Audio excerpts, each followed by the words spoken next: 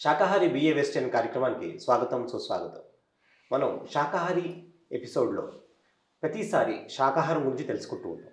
శాకాహారం ఎందుకు తీసుకోవాలి, శాకాహారం తింటే మనకు వచ్చే లాభాలు ఏంటి, మరి శాకాహారంలో రకరకాల వంటలు ఏమేమి ఉన్నాయి, అలాగే మన మాంసాహారం ఎందుకు తీసుకోకూడదు, శాకాహార ర్యాలీలు అంటే ఏంటి, ఇవన్నీ అంశాలు మనం తెలుసుకుంటూ ఉన్నాం. ఇవాల్టి ఎపిసోడ్లో మనతో పాటు ఉన్నారు సీనియర్ పిరమిడ్ మాస్టర్ శాంతాబాయి గారు.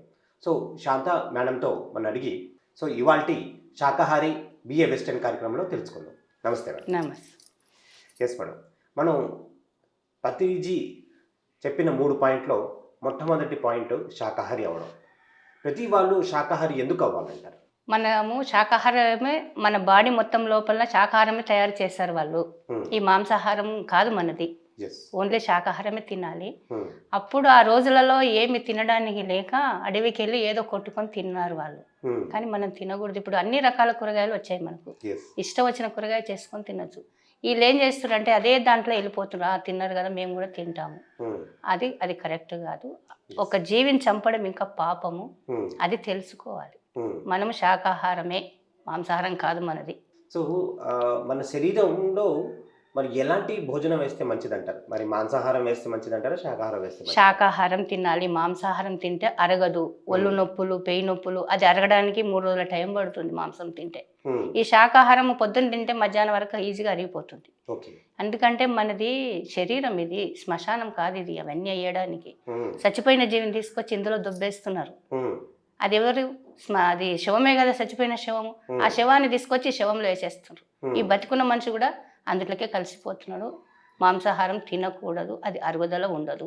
మరి ఎంతో జీవుని చంపుతూ ఉంటారు కదా, జీవిని చంపుతున్నప్పుడు అది ఎన్నో ఆతనాదం పెడుతూ ఉంటుంది. మరి దాంట్లో భయానం, దాంట్లో ఉన్న రోగాలు ఇవన్నీ కూడా దాంట్లో కలిసిపోయి ఉంటాయి. ఎప్పుడైతే ఆ జీవి చచ్చిపోతుందో, ఆ చచ్చిపోయిన జీవిని కోసుకుని మసాలా వేసుకుని మరి ఈ మానవుడు తింటున్నాడు. ఇలా తిన్నప్పుడు ఆ భోజనంలో దానికి ఉన్న రోగాలు, దానికి ఉన్న భయాలు, దానికి ఉన్న ఆ వైబ్రేషన్స్ అది కూడా ఈ తినేవాడికి ట్రాన్స్ఫర్ అవుతుంది అంటారా? ఖచ్చితంగా వస్తుంది. అది ఎంత బెదురుకొని, అది ఎంత శాపన్నారు. ఇప్పుడు అంత ఎందుకు, మన చేయి కట్ చేసింది మనం ఉంటామా? మనం ఎంత ఫీల్ అవుతుంటాం. అది కూడా జీవే.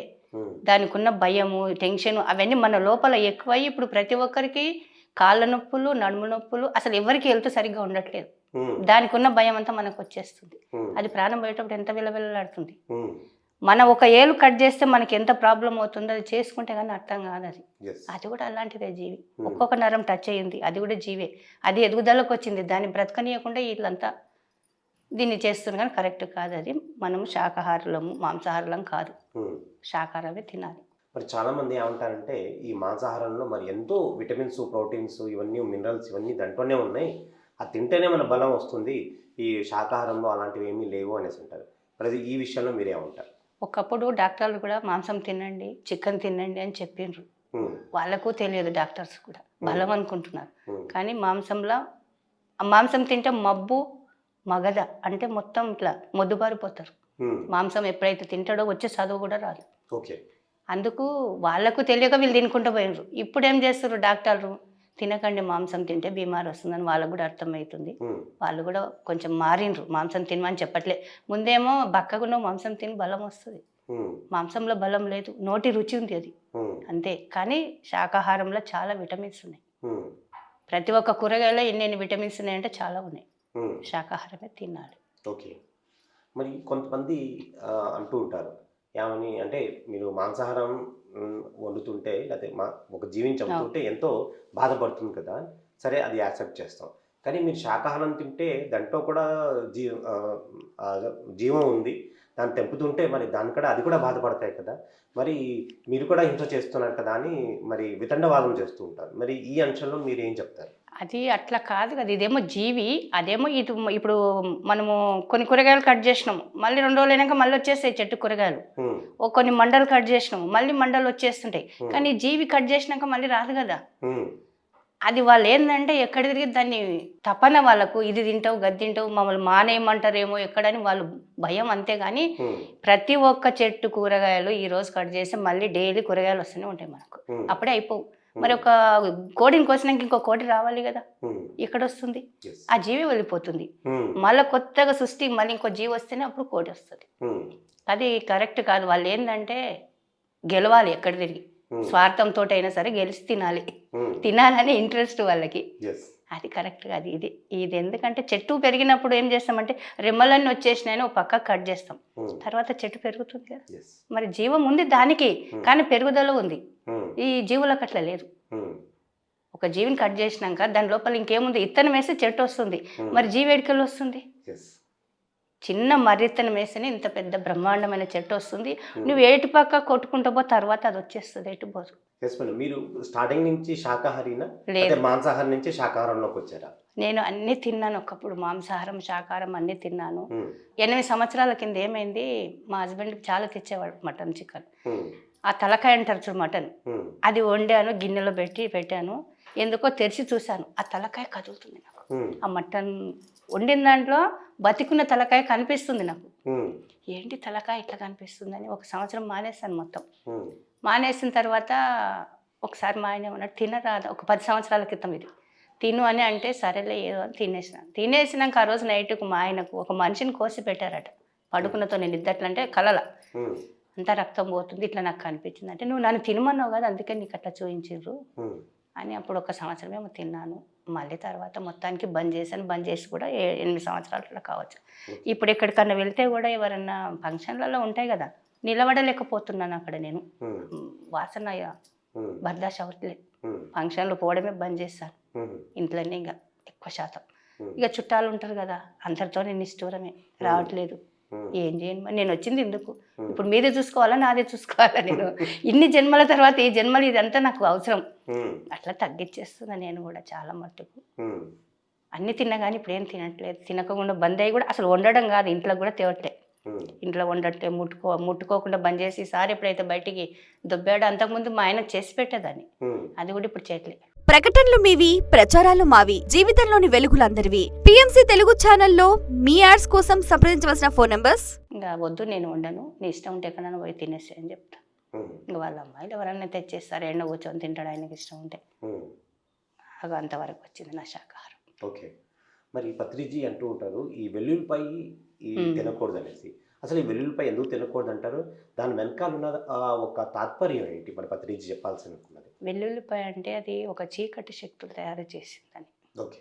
రెండవది ఏంటంటే ఈ మాంసం తిన్నాం ఒకటే, వెల్లుల్లిపాయ తిన్నాం ఒకటే. ఓకే. అందుకు నేను కూడా ఒకసారి ఏమైంది, బంద్ చేశాను, కొన్ని ఏళ్ళు బంద్ చేసినాక వేరే మా అమ్మాయి వాళ్ళ ఇంటికి పోతే వాళ్ళు గోంగూరలు వేసి ఉండారు. సరే ఒకసారికి తిందాంలే అని తిన్నా. తింటే చిన్నపిల్లలకు చెప్పినట్టు చెప్తుంటారు నాకు లోపల, మనము తినకూడదు వెల్లుల్లిపాయ. మన చిన్నపిల్లలకు మంచిగా సంజాయించి చెప్తాం చూడు, అట్లా వయసు చెప్తుంది నాకు, మనం తినొద్దు ఇది. ఇంకా దెబ్బకి అసలు ముట్టను కూడా అవి ముట్టుకుంటే కూడా అది కింద పడిపోతుంది ఏదో ఒకటి. వెల్లుల్లిపాయ ముట్టను కూడా, టచ్ కూడా చేయను ఇక. కానీ తినొద్దు వెల్లుల్లిపాయ, సేమ్ మాంసం ఎట్లనో అది కూడా అంతే. ఇది కోడిగుడ్డు ఉంది కదా, ఆ కోడిగుడ్డుని మన శాకాహారంలోకి తీసుకోవాలా లేకపోతే మాంసాహారంలోకి తీసుకోవాలా? మాంసాహారం ఉన్న ఈ కోడికి పెట్టిన గుడ్డు మాంసమే అవుతుంది కదా, శాకాహారం ఎక్కడికి వెళ్ళి వస్తుంది, అందులోకి వెళ్ళి పిల్ల వస్తుంది అందులోకి వెళ్ళి, అది మాంసమే కదా, శాకాహారం రాదు. ఇదంతా భ్రమ. మాంసాహారం కిందకి వస్తే తినకూడదు గుడ్డు కూడా. తెలవక తిన్నాం కొన్నేళ్ళు, కానీ అర్థమవుతుంది రోజు రోజుకు తినొద్దు. కుక్క గొడుగులు అంట, మష్రూమ్స్ అంట, ఈ మధ్య కాలంలో చాలా దాన్ని పెంపకం, దాన్ని తినడం కూడా ఎక్కువైపోయింది.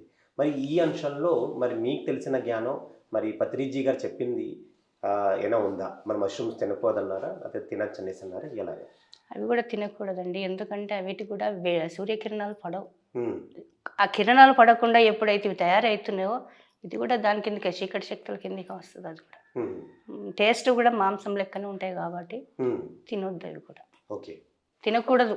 ఈ ఎల్లిపాయ కానీ, ఈ కొడుగులు కానీ, మాంసం కానీ, ఇవి అయితే అన్నీ బంద్ చేసి మన వాక్కు శుద్ధి కరెక్ట్ ఉండి మనం కరెక్ట్ ధ్యానం చేసుకోండి, భగవంతుడు ఎక్కడున్నాడు? అందులోనే ఉన్నాడు ఆయన, బయటికి వచ్చేస్తాడు ఆయన. ఇవన్నీ మనము సిస్టమేటిక్ మీద మనం ఎప్పుడు అవుతున్నామో ఆటోమేటిక్గా ఆయన ఉంటాడు. ఎక్కడ పోతాడు ఆయన?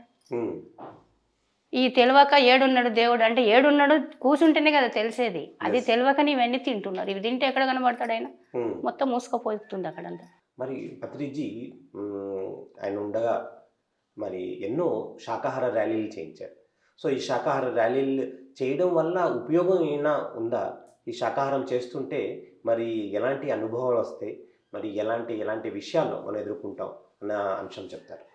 ఈ శాకాహార ర్యాలీ చేయడం అంటే మనం ఎప్పుడైతే ఇట్లా మాంసం తినొద్దు శాకాహారమే తినాలని అనుకుంటా తిరుగుతాం కదా, విషం తీసేసుకుంటుంది అది. ఓకే. విషం తీసుకొని ఏం చేస్తా అంటే తాను ఎప్పుడు వదలాలో అప్పుడు వదిలేస్తుంటుంది. ఆ కొంచెం ప్రభావం అనేది తినే వాళ్ళ మీద చూపిస్తుంది. అందరు అనుకుంటారా అన్నంత మాత్రాన బంద్ చేస్తారా, క్వశ్చన్లు ఉంటారు కదా దేశ వాళ్ళు. మనం చేసేది మనం చేద్దాం, ఆయన చేసేది ఆయన చేస్తాడు, ముందు మనం చేయాలి కదా. అందుకు ఖచ్చితంగా ఓకే అవుతుంది. కొంచెం కొంచెం అర్థం కాని వాళ్ళకి అర్థమవుతుంది. కొందరికి తెలియదు, తినకూడదని కూడా తెలియదు, మాంసము తినకూడదని తెలియదు. అలాంటి వాళ్ళకి అర్థమవుతుంది తినొద్దని. అలాంటివి కూడా బంద్ చేయొచ్చు కదా వాళ్ళు కూడా.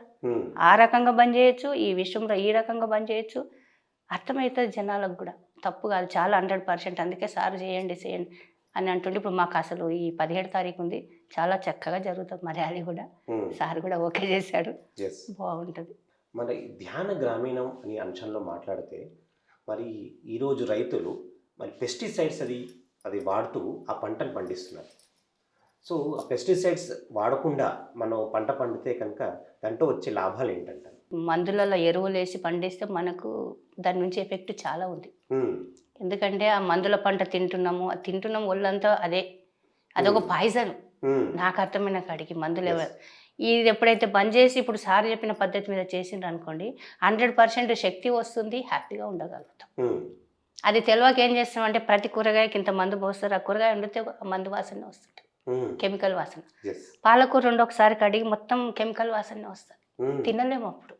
అండ్ అది ఎట్లా ఉంటుంది, ఎదుగుదల బాగుంటుంది దానికి, వాళ్ళకి డబ్బులు రావాలి, చూడడానికి బాగా మంచిగా ఉంటుంది, చూడడానికి నిగనిగా, కానీ తింటే మాత్రం టేస్ట్ ఉండదు.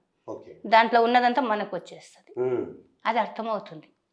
అది అర్థం చేసుకుని ఆ సార్ ఏదైతే చెప్పిండో దాన్ని పాటిస్తే చాలా బాగుపడుతుంది. వృక్షో రక్షతి రక్షిత అని చెప్పడం జరిగింది.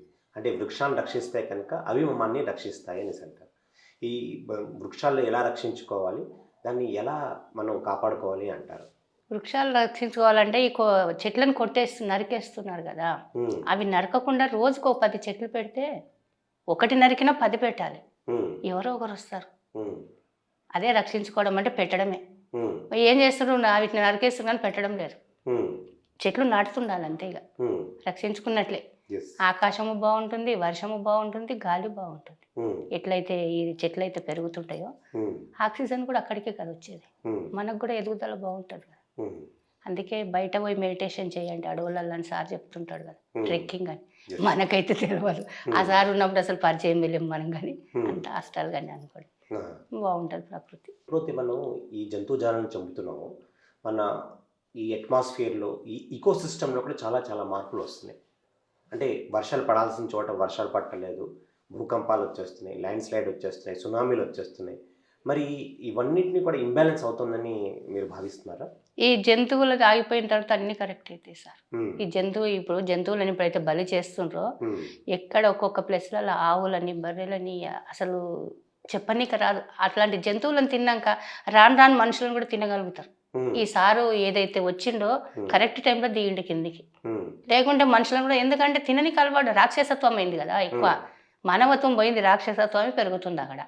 అందుకు ఇవన్నీ ఎప్పుడైతే నార్మల్కి వచ్చేస్తాయో వాతావరణము చక్కగా ఉంటుంది, అందరు ఆరోగ్యంగా ఉంటారు, బాగుంటుంది. ఇదే బంద్ చేయాలి, ఈ జంతు బలి బంద్ చేయాలి. బంద్ చేయాలంటే ధ్యానమే చేయాలి, అంత డే టు బోన్ ధ్యానమే లాస్ట్కు మిగిలేదు. ప్రకటనలు మీవి, ప్రచారాలు మావి, జీవితంలోని వెలుగులందరివి. పిఎంసి తెలుగు ఛానల్లో మీ యాడ్స్ కోసం సంప్రదించవలసిన ఫోన్ నంబర్స్. ఒక గొప్ప వ్యక్తి ఏమన్నానంటే కనుక, ఈ భూమి పైన ఎప్పటిదాకా అయితే కబేలా ఖానాలు ఉంటాయో, అంటే ఈ జంతువులు తీసుకెళ్ళక చంపే ప్లేస్ని కబేలా ఖానా అంటారు. ఈ కబేలా ఖానాలు ఉన్నంత కాలం ఈ భూమి పైన యుద్ధాలు జరుగుతూ ఉంటాయి. ఈ యొక్క కర్మ సిద్ధాంతం ప్రకారం మీరు జీవులు చంపుతున్నారు అంచేది, మీరు ఆ ఒక కర్మ సిద్ధాంతం ప్రకారం మీరు కూడా పిల్లల్లో మీరు కొట్టుకు చేస్తారు అనేసి అన్నట్టుగా చెప్పారు. ఈ విషయంలో ఎంతవరకు సత్యం ఉందంటారు? ఉంది సార్. ఒకసారి మెడిటేషన్లో కూర్చున్నా నేను, ఒక 10 మంది రౌండ్ వేసుకున్నారు చీకటి శక్తులు. ఎట్లా డాన్స్ వేస్తున్నారంటే అట్లా డాన్స్ వేస్తారు. అసలు ఏంటి మీరు ఎందుకు ఇట్లా వేస్తుండ్రు అంటే, అప్పుడప్పుడు ఇంకా స్టార్ట్ అవుతుంది కదా మనకి, ఈ అంత కొట్టుకునుడు చేసుడు అంతా వాళ్ళ వల్లనే కదా, ఈ చీకటి శక్తుల వల్లనే ఇదంతా జరిగేదంతా. వాళ్ళు ఎందుకు వచ్చిండ్రు, మనం కరెక్ట్ లేక వాళ్ళు దిగారు. మన లోపల ఏదైతే కరెక్ట్ ఉందో అది లేదు, లేకనే వాళ్ళంతా దిగిండ్రు. రెండవది ఏంటంటే, మనం ధ్యానం చేసినామంటే ఇవన్నీ వెళ్ళిపోతాయి, ఏ చీకటి శక్తి రాదు, మనమే హ్యాపీగా ఉంటాము, ఎదుట వాళ్ళు కూడా హ్యాపీగా ఉంటారు. ఎందుకంటే మన ప్రకంపనలు ఉంటాయి కదా, ఈడ కూర్చొని ధ్యానం చేసినామంటే అంతా వ్యాపించిపోతుంది. ఇప్పుడు 1 ఇయర్ నుంచి నేను చేస్తున్నాం ఇక్కడ మా బస్సులో ఏ గొడవలు మాకు అర్థమవుతుంది అది. అందుకు ఎటు పోని ధ్యానం తప్ప వేరే మార్గం లేదు అక్కడ. శ్వాస మీద ధ్యాస పెట్టడము సరి అయిన ధ్యానం అంటే అదే రాజయోగం. హ్యాపీగా కూర్చోవాలి, ధ్యానం చేయాలి, అంతకన్నా ఇంకేం సుఖం ఉంది అక్కడ. అదే సార్ చెప్పిందే కరెక్ట్, ఎటు పోని ధ్యానమే చేయాలి. మరి చాలా మంది మాంసం తింటే మరి మధ్యాహ్నానికి కూడా అలవాటు పడతారు. మధ్యాహ్నానికి ఎప్పుడైతే అలవాటు పడతారో ఈ వాళ్ళు ఒక ఇంటిలో ఉన్న వాళ్ళని కూడా హింసిస్తూ ఉంటారు. ఈ మూడు ఒకదాంతో ఒకటి కనెక్టెడ్ ఉందనేసి అంటారా? ఎప్పుడైతే తాగడానికి నేర్చుకుంటారో తింటారు, ఖచ్చితంగా తింటారు. ఎందుకంటే తాగడమే తప్పు, అది నేర్చుకున్నారంటే తినడానికి నేర్చుకుంటారు. నేర్చుకొని ఇంట్లో ఉన్న వాళ్ళని బాధిస్తుంటారు. ఇవన్నీ సహజమే. అవన్నీ పోవాలంటే ఇక పెద్ద పెద్ద వాళ్ళు యోగులే ఇక ఏదో చేయాలి, మనతోని కావాలి. ఉన్నాయి కరెక్ట్. ఎందుకంటే అవన్నీ ఏగిన నేను కూడా అనుభవించిన, చూసిన, అందులోకెళ్ళి ఇక్కడ వచ్చేసాను బయటికి. సహజమే అదంతా. ఫస్ట్ ఏం చేస్తారంటే చిన్న గ్లాసు టీ తాగినట్టు తాగుతుంటారు, నేర్చుకుంటారు, అది సహజం. ఇప్పుడు ధ్యానం చేసే పక్క వాళ్ళకుంటే వాళ్ళు కూడా ధ్యానం చేస్తారు, తాగే వాళ్ళ పక్కకు ఉన్నారనుకోండి అది అలవాటు పడుతుంది. అదే సాహస దోషం. ఈ భూమిపైన మరి ఎన్నో బిజినెస్లు ఉన్నాయి, కానీ చాలా మటుకు బిజినెస్ ఒక 30% 40% బిజినెస్ ఎలా అంటే ఈ రొయ్యల పెంపకం కానీ, చేపల పెంపకం కానీ, ఇవన్నీ ఎందుకు పెంచుతున్నారంటే చంపడం కోసమే. అంటే ఇలాంటి బిజినెస్ చేసి ఆ ఒక పాపాన్ని మూట కట్టుకుంటున్నట్టు లెక్క. మరి అలాంటి బిజినెస్ చేయకుండా ఉంటే మంచిది కదా. మరి ఈ అంశంలో మీరు ఏమంటారు? డబ్బులు కావాలి కదా జనాలకు, వాళ్ళకి అదంతా తెలియదు. డబ్బులు కావాలి ఒకటి. వీళ్ళంతా ఏంటంటే స్టార్టింగ్లో ఎదుగుదల లేని ఆత్మలకు ఇలాంటి కోరికలు కొడతాయి. ఎదుగుదల ఉన్న ఆత్మలకు అలాంటివి ఉండవు. ఎందుకంటే వాళ్ళు గత జన్మలో ధ్యానం చేసింటారు కాబట్టి వాళ్ళకి అలాంటి ఆలోచనలు కూడా రావు. వాళ్ళు చేసేది అదే, ఉన్న పాపం కట్టుకొని ఇంకా కిందికే దిగుతారు కానీ పైకి రాలేరు. పాపమే అది. తెలియదు ఇది ఇట్లా చేసి ఇట్లా అవుతుందని కూడా తెలియదు వాళ్ళకి అసలు. అంటే వాళ్ళొక మూర్ఖత్వంతో ఉంటారు, మూలాధారంలో ఉంటారు సార్ చెప్పాలంటే. వాళ్ళకి ఏం తెలియదు, వాళ్ళు చేసిందే కరెక్ట్, అందుకే అలా చేస్తున్నారు వాళ్ళు. ఇవన్నీ పోవాలంటే కొంచెం టైం పడుతుంది. ఇంకెట్లయినా కరెక్ట్ ఇవి పెంచడము, చేయడము, అమ్మడం అంటే ఇప్పుడు కోళ్ళ ఫారాలు ఎన్ని పెట్టుకుంటున్నారు, మధ్యలో మొత్తం వెళ్ళిపోయినాయి. మళ్ళీ అవి కూడా పోయే టైం వస్తాయి. కరెక్ట్ కాదు కాబట్టి పోతాయి, అవన్నీ ఉండవు అని నేను అనుకుంటున్నాను. ఈ భూమిపైన ఒక దేశం ఉంది, ఆ దేశంలో ఏం చేస్తారంటే ఇలా వెళ్ళిపోతున్న పురుగునైనా సరే దాన్ని పట్టుకుని వేయించుకు తినేస్తూ ఉంటారు. సో అలాంటి దేశంలో వాళ్ళు ఈ మొత్తం మిగతా దేశాలన్నిటికీ కూడా వాళ్ళు రోగాలు పెంచుతున్నారు. సో అలాంటి దేశంలో అలాంటి దేశం ఉంది అని తెలిసిన తర్వాత కూడా మన మిగతా దేశాలు మరి శాకాహారం వైపు మొగ్గు చూపుతారనేసి అంటారు. వాళ్ళకి అదే ఇష్టం కదిగా, శాకాహారం ఇష్టం, మాంసాహారం ఇష్టం కదా, శాకాహారం వైపు మొగ్గేడు చూపిస్తున్నారు. ఆ పురుగులు అంటే మరి మాంసమే కదా అవి. మరి మాంసాహారం వాళ్ళకి ఇష్టం కాబట్టి వాళ్ళంతా ఇది ఇంత లోతు చెప్పాలంటే వాళ్ళు అసలు మానవ సిస్టమ్ లేదు, అంతా రాక్షసత్వమే. మనిషి ఎదిగిన మనిషి అయితే కాడు, ఎదిగిన మానవుడు అలాంటి పనులు చేయలేడు, రాక్షసత్వమే అది. ఇప్పుడు మనిషి లోపల 2 గుణాలు ఎట్లున్నాయి, మానవ గుణంలోనే దైవ గుణం ఉంది, రాక్షస గుణం ఉంది. అవన్నీ రాక్షస జాతికి సంబంధించినవి. అంటే ఎక్కడైతే ధ్యానం ఉంటుందో రాక్షసత్వం నశించిపోతుంది. ధ్యానం చేసినప్పుడు అలాంటివన్నీ వెళ్ళిపోతాయి కాబట్టి ధ్యానం చేయాలంటే. ధ్యానం ఒక శక్తి ఆ దేశం వైపు మళ్ళించినప్పుడు వచ్చినప్పుడు వాళ్ళు ఖచ్చితంగా శాకాహారి అవుతారు ఖచ్చితంగా. అందుకే కదా ర్యాకెట్లో నింపుకొని పోతుండ్రంటేనే అప్పుడు అనుభవం కనిపించింది. ఏం చేస్తారు ఇది నింపుకొని అంటే లేని దగ్గర వదలాలి. అంటే ఈ సార్ ఏం చేస్తుండంటే ఇక్కడ ధ్యానం ఉంది బాగుంది, అక్కడ కూడా కావాలి కదా, అంతటా శక్తిని అనేది పంపించి వాళ్ళు కూడా మంచిగా కావాలి కదా, అందరూ మంచిగా ఉండాలి.